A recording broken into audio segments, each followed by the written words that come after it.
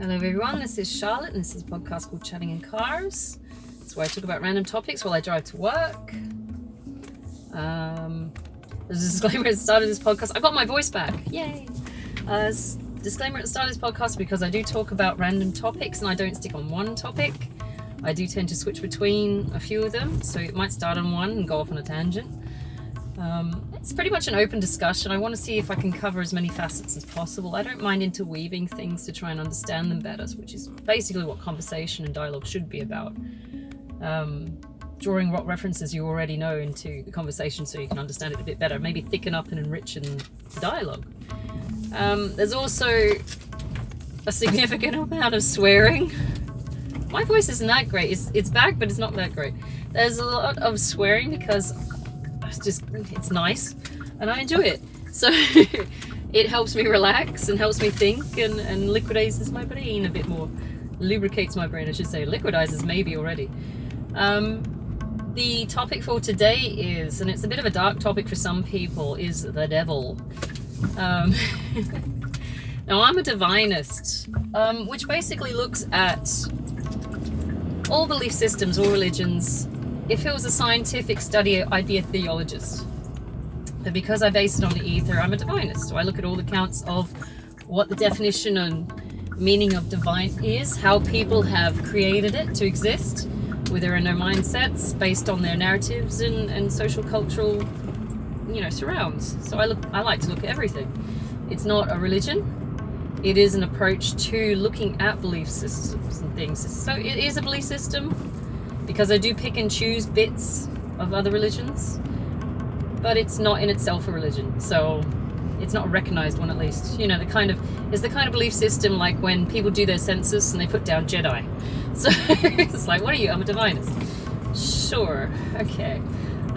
Funny enough, there's a reference to World of Warcraft there I didn't know until I googled it. I'm sitting there because I was trying to put a meaning to what it was, and I'm sitting there going, well, I don't pick one in particular type of religion and adhere to it because I find faults in all of them. So if I can just find something that makes more meaning to me, and everybody's different, of course, so you don't have to believe what I believe. These are just my the summary of findings I've found based on the aspects of particular religions or a multitude of religions that I found interesting, so they seem to make sense.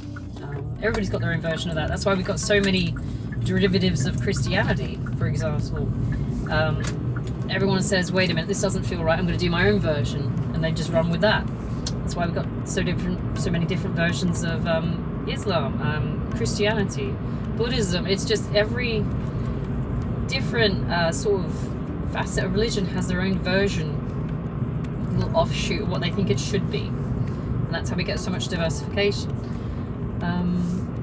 Alright, so going back to what we were talking about, the devil. Now, I'm in my divinist mindset, I look towards tarot cards. I was raised for a small section of my life with Jehovah's Witnessism. My mum is Jehovah's Witness. My younger sister still is. I did it for a bit.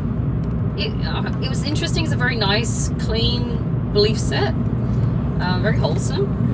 I just didn't particularly find it to be... It was a bit too clean cut for me. So I wanted to look at it more in depth.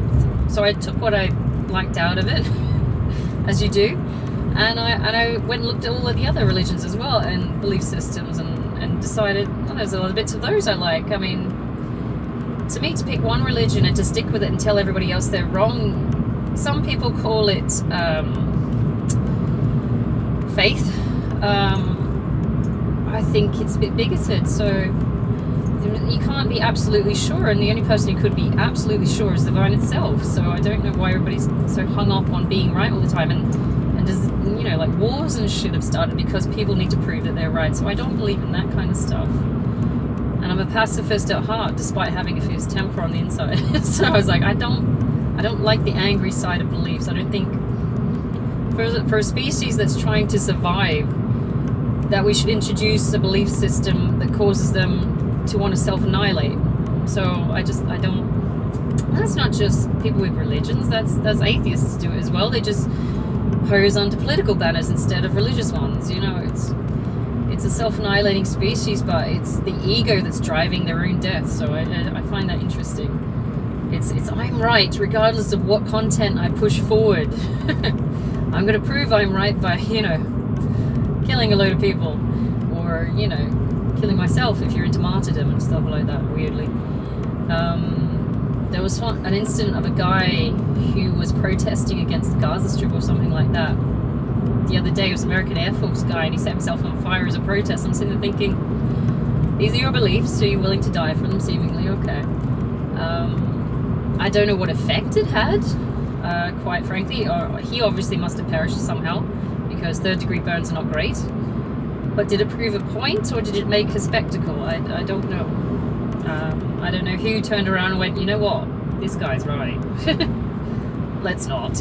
Because it didn't seem to make a dent at that point. So it seemed like a weird quest there. Now the devil, because I came from, initially as a child, from a Judeo-Christian background, westernized Judeo-Christian. There are many different facets of Christianity through Jehovah's Witnesses. My grandma was Catholic. My granddad, Fred, the Danish Viking guy, was Protestant but converted to Jehovah's Witness. So it's been an interesting mix. I can't say I know any Buddhists in my family or anything, like the Taoists or anything interesting, So we've come from a very Caucasian background in terms of religion. Oh, what was that? I just ran over something. So when I think of the devil, I think of, the ultimate bad guy, supposedly. He's a fallen angel, and he's luring you away to do horrible things and nasty things, and if you follow him and you do what he says, he's going to hell and stuff like that. It's interesting, and yeah, it could be true. Obviously, I'm not right about anything. I'm not wrong about anything. But at the same time, let's put it in perspective. If you're that sound in your belief system in that form, the only way he can exist to influence your life is if you let him. Which is the whole premise for why people try to keep on track and do the right thing. Now, this might be a mechanism for keeping control of populations. Stops them, self-annihilating out of control. Because if you think about all the sins that the devil's supposed to be luring you into, they're all sort of, it ends badly for you. Anything like sleeping around, you get disease. Traditionally, you'll get disease. Before there's medications and contraceptives and things like that, you get unwanted pregnancies, you get disease, you get, potentially safety risks where people could murder you, because they lure you away to some bed, kind of Jack the Ripper style. Things like stealing, it fucks up the population because it throws off the economy and people go into poverty a bit more than they should, or it's just generally nasty things to do to people. Just exhibit a lack of cohesion in the community, and it's bad manners and things like that, just doing nasty things like stealing other people's stuff. So I can understand why they sort of pushed for this entity to be the dark side, and I say dark side, the dark side of humanity, and how we should adhere to the good side and avoid the dark side. But if you look at it from a divine standpoint, and you're looking at all the different religions and things, some of the cultures and religions have actually embraced that dark side, that darkness. So if you look at the Hindus with Kali Ma, or Ma Kali, I always get that wrong. It's a feminine who is both destructive and productive. She still gives life as a woman and all this extra lovely but nice stuff. But she also defeats, demons and stuff like that and cuts off their heads. So there's a darkness there, but also a light. The dark and light feminine, which it seems to make more sense to me, because we still have, as humans, these moods and tempers and internal, afflictions that we demonize. But in reality, it's a natural component of the human condition. So I don't understand why people need to demonize these dark sides of things, which is interesting. But ideally, we need to find a balance between it, because as much as we want to all be seen as light workers, or light people, good people that would never commit sin and do the nasty stuff, it's human error to be able to commit these sins. It's a possibility. In Buddhist theory, all things are possible.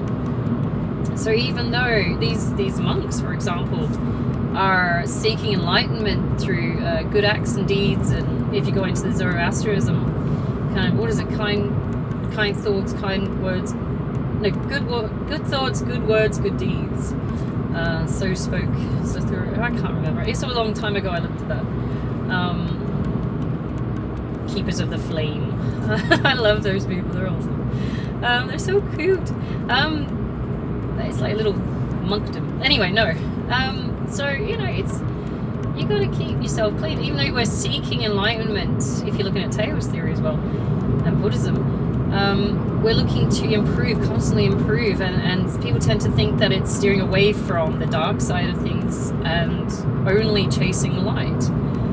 Now, as a light worker myself, I know that's impossible. We need to actually acknowledge our dark side. I know my inner demon. I made friends with it in a weird kind of way, because I knew if I didn't understand it, that I wouldn't be able to work past it and try and steer towards the light in any case. I'd be in fear of it. I'd be in fear of myself. And if I was in fear of myself, I wouldn't understand what I needed to do and how I needed to get past it. So I know through introspection and hermit mooding that what my inner devil is, my prisons of the mind. I had to face them when I was looking at coming out of something like divorce. What put me in these situations? Why did I create this self-sabotaging technique where my life went to shit in the end? I couldn't just, assume that I was such a good person that everyone was picking on me. And of course it was an injustice. I had to play a part in this. But I tell you what, as a character in sort of westernized Christianity, the devil is only effective enough so much as you allow it to be. He is still an angel. If you want to go into the esoteric side of things, the devil card represents a prison of the mind. It is what we allow ourselves to be entrapped in. And you can say no at any time. That's why we were given free will. You can say, I don't feel this is good for me. I'm not doing this. I know the repercussion, the ripple effect of what these actions will do, so I'm not going to do it. And that's when you get the sort of tarot card devil reverse. Everyone looks at that devil card, especially from the Christian side of things, and goes, oh my God, witchcraft. I'm sitting there going, no, it's just another way of looking at the human psyche. Why are you so afraid of this image? And it's always like a horned beast. It's an angel. What does an angel look like? It's you harmonize these Aryan-looking, weirdly blue-eyed creatures in human form, and it's a representation of the human psyche, because we want to see ourselves in the divine, and we want to assume that angels are human-shaped and not just balls of light. And they might take human shape to make themselves more admissible to us, so they can talk to us, if you want to go that way, or interact with us so that we're not afraid of them, of course, because you imagine if you saw the divine light of God or the goddess right in front of you, blinding you, you'd be like, I am less inclined to want to listen to you. I am now shitting myself.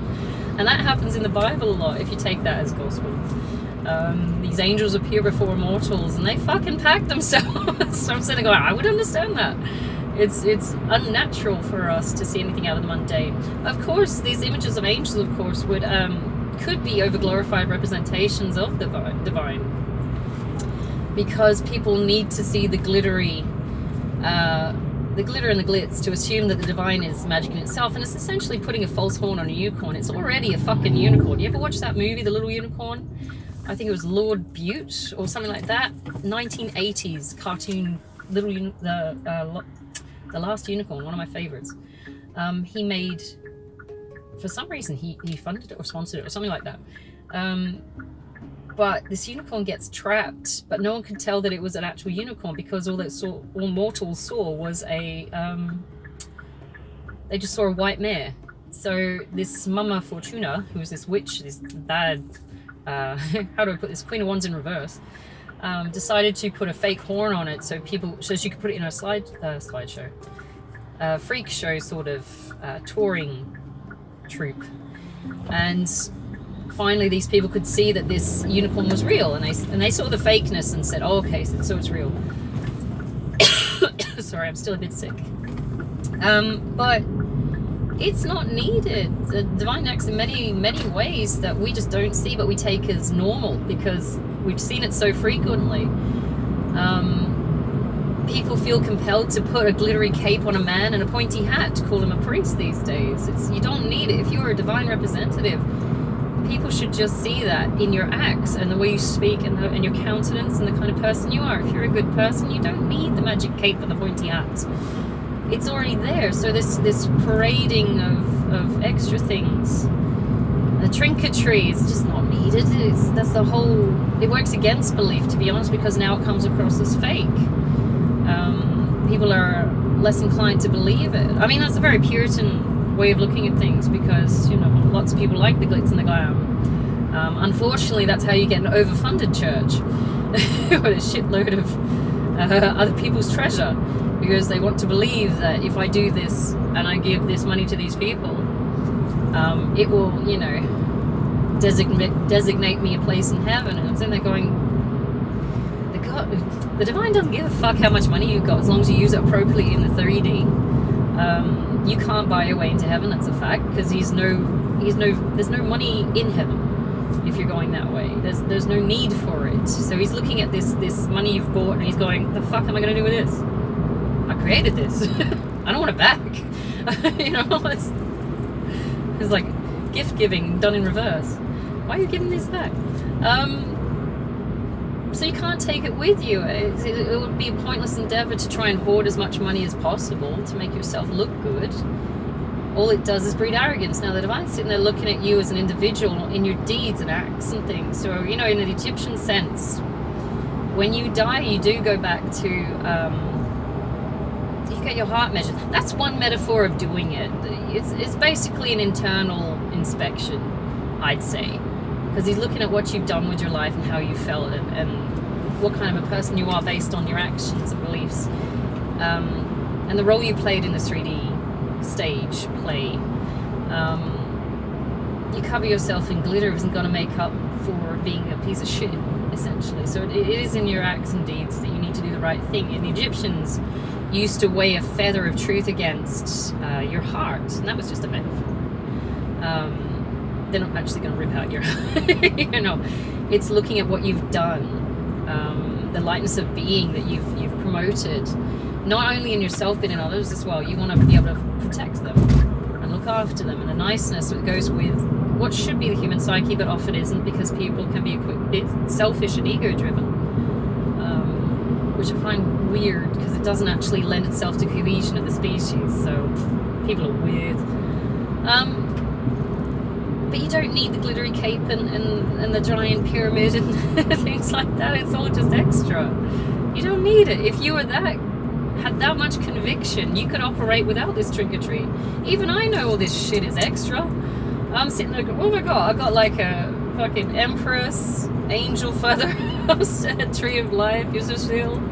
Even I know it's extra. I don't need it. It's very much like the Constantine movie where he's sitting there with the priest and the necklace. The priest and the necklace, he's sitting there going, I need the necklace, and he's like a pendant or something. I don't even know what that pendant is. I couldn't recognize it for myself. But Keanu's sitting there going, you don't actually need this, and he's like, just, yeah. He puts it in his pocket and says, don't fucking use it. I think it was a summoning necklace or pendant or something like that, because not John Wick, Constantine. John Wick survived. Yeah, he kicked the shit out of some angels, or ex-angels. But it's trinketry. It's 3D trinketry, which represents and it represents the 5D, which is the spiritual side of things anyway, and the higher up Ds, I should say. There are extras, actually. I didn't realize that until somebody noted it. I'm going, oh shit, there is, isn't there? Because you want to know about the 4Ds. Like, what's the 4D then? Even I know it's just trinketry. It's a reminder. It's a token. If you want to look at it in inception terms, it's just a token to remember. It brings you back down to reality, and you sit there and think, oh, okay. Just like priests with their beads, the rosary, they sit there and remember. It's meant to be a prayer for each bead or something like that. But again, it's a bead. If you broke the necklace, it would have no context. It's just be a shitload of beads in your hand. But they like that reminder, that tangible, tacit knowledge that this could be, or this abstract exists in my belief system. If your conviction is that strong, you shouldn't need it. But some people don't like that because they like the tradition and the historic importance of these devices, which are memory devices, a bit like mnemonics. They need to attribute feeling and belief to a particular object. What happens when that disappears, though? Like if someone nicks your rosaries or something, I don't know. But as far as I know, and I'm going off on a tangent here, the role of the devil is not as evil as you'd assume. He's designed to make you, to point out the stupid ones, essentially. He's there to pick out the dumb ones. I don't think that he knows that's his job. I think he's winning. I think he thinks he's winning. I should say he's not winning. Ultimately, he gets squished. But but it is funny to. It's just a device that was created for God to filter out which are the crap components of his species. I mean, you never get raccoons being chased by demons, do you? It's like these poor fucking raccoons. Little raccoon devil running after them. Although there is, in Terry Pratchett, there is the rat death, which I find hilariously cute. But it's not death. Death is not the devil. People confuse the two often. Death is just a messenger. He's an angel. Or a divine entity, I should say. Everybody's got their own version of him. From what I can tell, he's very nice. Very Italian looking. From my perspective, he's a very Italian looking guy. He's just nice. From what I've seen of an angel. Gorgeous guy. But so but the devil is just an entity. He's a mindset. He's a self-inflicted trapping. He's also a social structure which keeps a shitload of people in line. But people, don't be afraid of it. And I say it because we don't know it's a him. The religions we're being force-fed are positing men in many forms. It's always men are the forward thing. It could be a female devil. Why would you put a sex to an entity, a divine entity, in reality when they don't need to actually reproduce anything? The concept of reproduction biologically is a very human concept, or rather a very 3D species concept. Divine entities can just reproduce asexually. They don't need to have ins and outs, So they just are. They just be. So it's a very interesting idea that we're worried about male entities. It could be female. We don't know. We won't know. I don't know. I'm full of shit. Anyway, so I don't know. I never take myself 100% for sure. This is what I'm going with my feelings. What I'm sensing out in my energies, things that feel right or don't feel right. Everybody's different. Everybody's come from their own unique fingerprint of life in existence. So we just go with that. To be bigoted enough and closed-minded enough that you won't accept other people might have different ways of thinking. It's not that they're actually acting on it in any way. Like if you said, my belief system enables me to hurt people, like my own species, that would be counterintuitive to the species survival itself, and I would start to doubt that belief system. Any religion, for example, that encourages war, I would say that's probably not a solid religion. Or belief system for that, it doesn't have to be religion, because it's counterintuitive to the survival of the species, which the divine put us on this planet for, to exist. So why would he create a scenario where he wants us to die?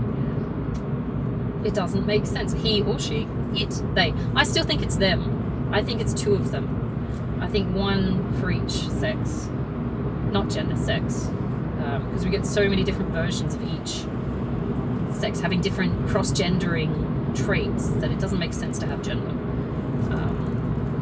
Even though I just said there's not a he or she. It's like, it's a bit hypocritical. I do go in bubbles and circles, so don't worry. But the devil is nothing to be afraid of. The more fear you put onto it, the worse off it's going to be. He's just there to test to see if we're stupid. All the things they've warned us against that were the evils of humanity are just common sense things to avoid. Be clean. That stops you just dying early. It stops disease spreading. And you always get the image of things like that. But you also get the image of this little devil sitting on your shoulder telling you to do the wrong thing. Most of the time, that devil is a representation of your ego. He will play on you, or it will play on you. For me, it's a he. I don't know why. For me, the angels are male as well, but that could be, again, the social structure I've been raised in. For men, they might have female angels. For me, it just happens to be male. I don't know why. There is a douchebag and a loose cruiser behind me. Get away. Swung around that roundabout like his ass was on fire. From what I've seen now, like, when I went under to get my teeth removed, I had 4 molars removed, for example. I went under, and for a split second I saw, you're gonna hate me for this, Gabriel sitting there, very chic, very mod, grey suit, black tie, white shirt, blonde hair, slightly wavy up to here, and he was sitting there, and he was impatient, or felt like impatient, because he was sitting there flicking his foot in an anxious kind of way, or impatient kind of way. And I'm sitting there going, I know that one. That's Gabriel. And to me it was like, that's Gabriel. Don't know how I knew who it was. It could be any myriad of fucking angels. But I went, oh, that one's that one. I know that one. That was very early on when I was younger. It was in my, oh Christ, I got my teeth removed my early 20s, and that's how I knew that they don't like us doing extra surgeries that aren't necessary, because it pisses them off. I mean, think about it, you're putting your body into a state that's nearly death. Now if it's not your time to go yet, you're taking the piss, aren't you? So that's how I know, like, if I need to have a surgery, it has to be an urgent one, or an important one, not just a case of, oh, I need my teeth removed so I can go get braces. Yeah, he was not impressed by that. Since then, I have had images, energetic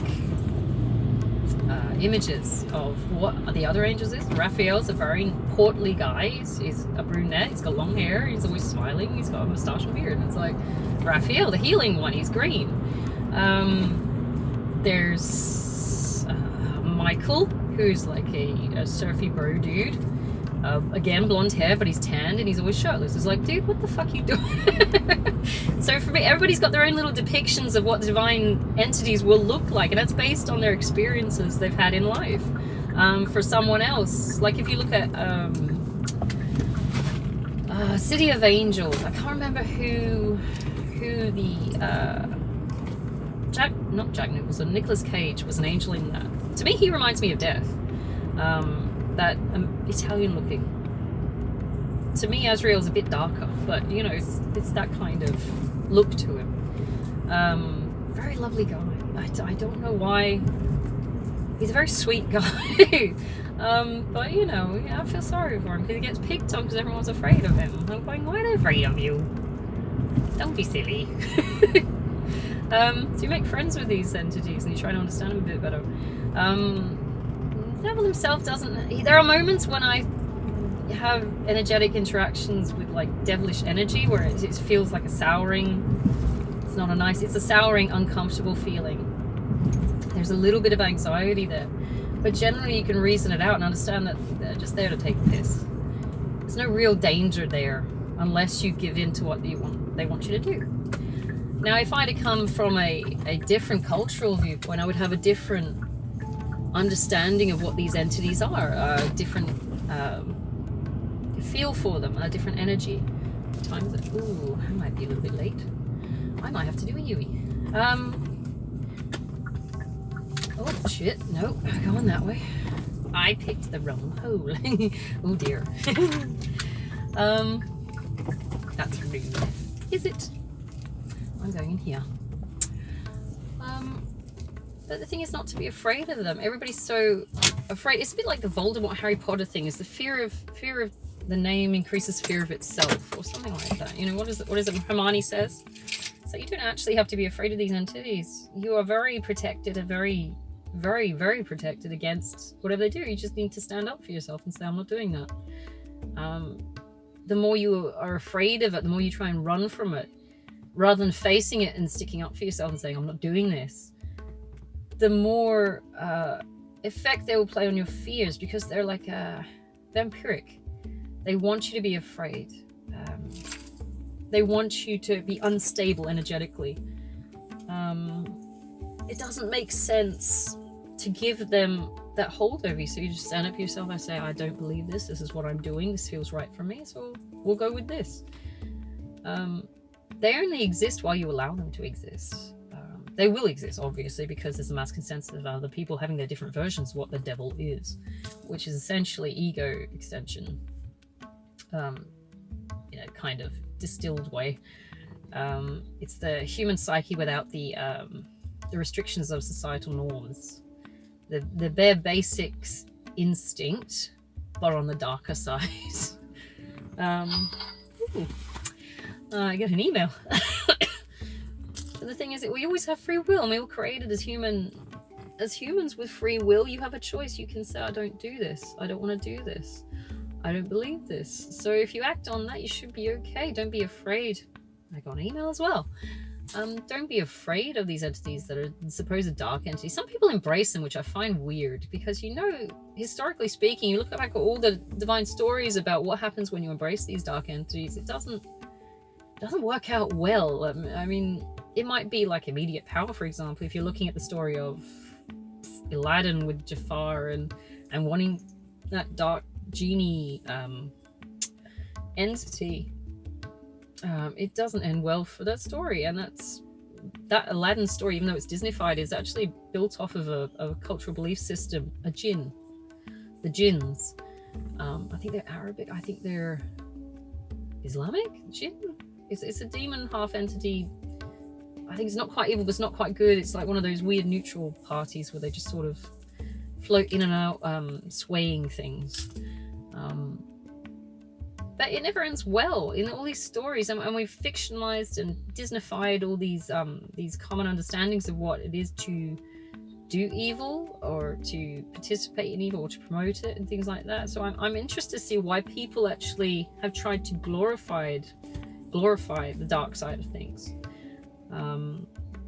They really lean into it as well. It's like, oh, she's a bad girl, or she's a bad boy, and they try and find all these ways of embracing the darkness, but without actually trying to understand it or heal it. They just go with the suggestions of the devil, or the dark side, or, you know, it's an interesting dichotomy. But realistically, you should be standing in the middle, trying to understand both. If you can imagine like an image of a person, two hands out, maybe you've got the angel on one side, the dark side, whatever your representation of light and dark is, you should be standing directly in the middle, trying to understand both, so you can focus forward, you know, divine light. Or if maybe it goes downwards, divine light comes down in a Ra kind of thing with dark and light, and then we push it into the earth, which is where we live in our structure. So it's, you know, it's an interesting idea. But I would say, because I've got to sum it up now because I've got to go into class, I wouldn't be afraid of the devil. It's just an entity. The only power it has over you is if you are afraid of it, or angry, or stuff like that.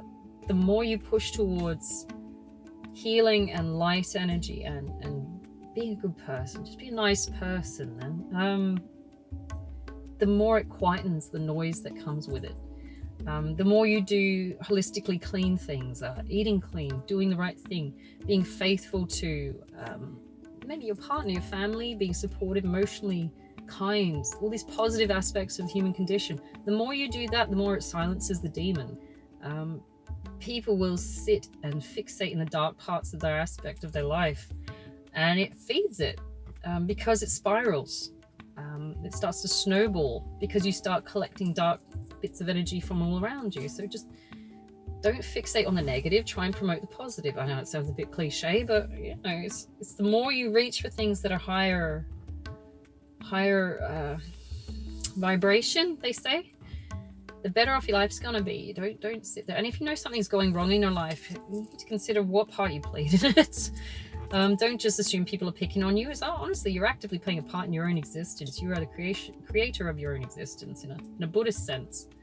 With our thoughts, we create the world. Is it Tathagata Buddha?